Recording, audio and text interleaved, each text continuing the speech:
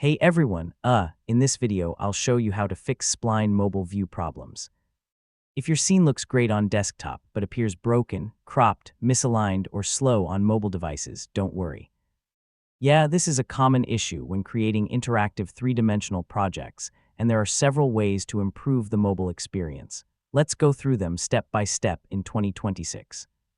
First, preview your project on an actual mobile device or use your browser's mobile preview mode. This helps you identify exactly what's not working before making changes.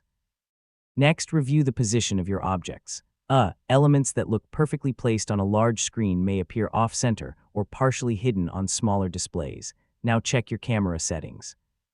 The camera controls what users see, and an incorrect field of view can make important parts of your scene disappear on mobile screens. Mobile devices usually have fewer resources than desktop computers. Reducing unnecessary models, animations, and high-resolution textures can improve performance and loading times.